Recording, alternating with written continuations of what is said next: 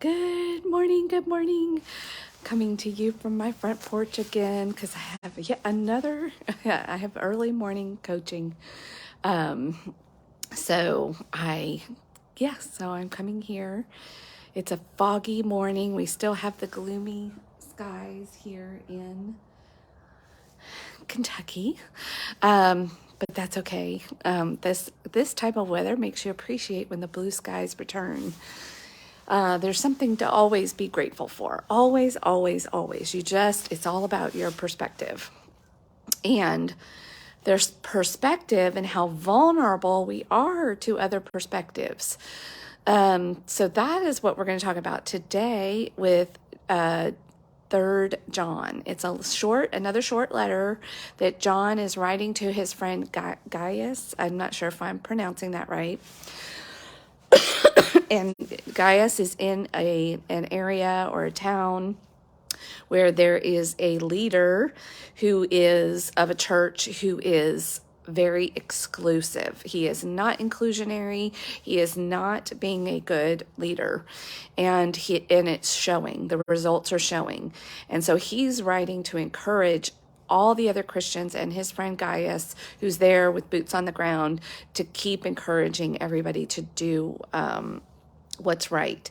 And there are traveling, I guess, missionaries or ministry leaders, teachers is what they're referred to in this chapter, that are traveling around helping to spread the good news and the gospel.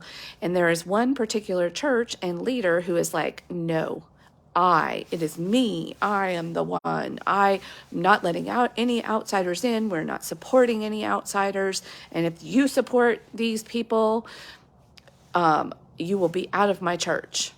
Like, he's a very power hungry, it seems like, leader who maybe has some fear, of that if he supports others, that who knows what he's really thinking. He wants to control. He wants to control the message that his flock is receiving, and that his flock is, listening to what they're supporting. And so competitive, jealousy, envy, like probably all of those things are factoring in. And he, as a leader, is justifying himself as a leader in being able to do this. But the call of the gospel and the good news, and that all Christians should be living in brotherly love and supporting each other and encouraging each other and helping the good news spread.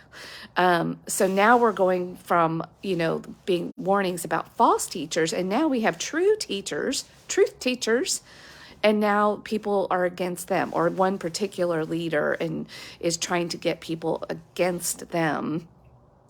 And what do you do about that? Well, you keep doing the right thing. Results will speak for themselves. So again, he kind of comes in and talks directly to the people about the right thing to do. He's not telling them to go to this leader and saying, you're being bad. He's reminding them, this leader's results will speak for themselves eventually. Probably are already speaking. His results are already building a case against him and himself. And anybody that's following him and listening to him is not doing the right thing. So every Christian needs to be doing what's right in their own conscience and according to the teachers and the teachings. And if you've got somebody out there that is teaching and preaching the truth, we are to support them. We are not to be against them just because they're not a member of our little group, our little clique. We should be encouraging the good news everywhere, and whoever is doing it, when it is the right, the correct message and the correct way of living.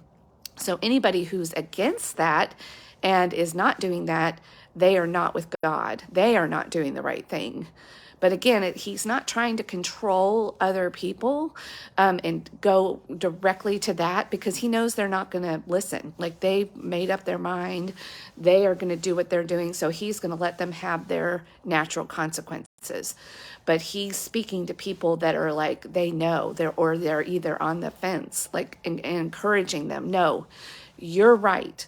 Because again, we are so vulnerable as people to wanting to be included and wanting to be liked and wanting to be part of the crowd. You know, it's like there's this word called social proof. And even though we're in times right now of social media, we can kind of understand what that means. But social proof has existed for a long time.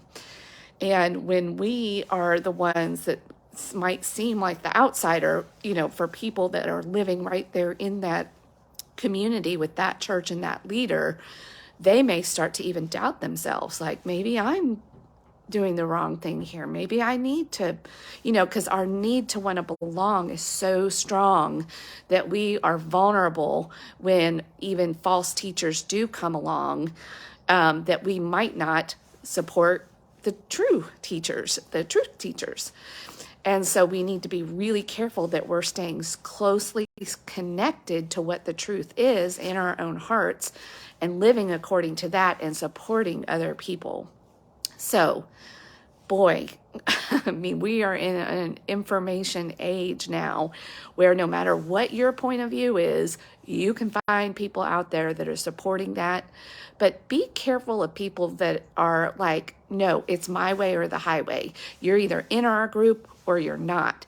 And that they're not inclusive, and that they're not even promoting or encouraging people to even get information from good teachers, no matter who they are.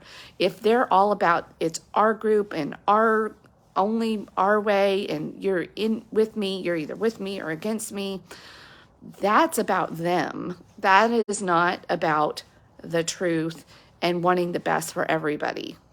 That is a leader who has gotten off track, gotten a little power hungry, gotten a little thinking that their way is the only way. And they are no longer really concerned about the health of their group and the health of their members. They're all about themselves and feeding their own ego and their own sense of purpose or whatever. They've gotten off track, and eventually the results will speak for themselves. Again, we're going back to our own clear conscience, doing what is right and what it is, and making sure that we're always aligned with the truth. And for this particular subject with Christianity and the way that Jesus taught, it is about love. It is about spreading God's love, which brings freedom, not entrapment. And if you run across a leader or a church where it's all about, it's only our church, churches are supposed to be working with each other, because they're not individual churches. They're part of a larger body of churches, just like we are not just individuals. We're part of a larger body. So there's this larger body up here, God. Then there's, then there are institutions and even individuals within that. And when we see each other as separate or other than, when we're all supposedly in alignment with love, that's not love. That is not love. And so John is writing to his friend and just reinforcing the truth and his encouragement, like to encourage these teachers. These aren't, yes, we don't want to encourage false teachers, but we do want to encourage truth teachers and people that are really spreading the message of love and inclusivity and collaboration and the way to help people to spread the good news of love. And when you try to block love, that's going to speak for itself. When you want to block people getting the truth from anybody but you better check yourself before you wreck yourself and take other people down with them.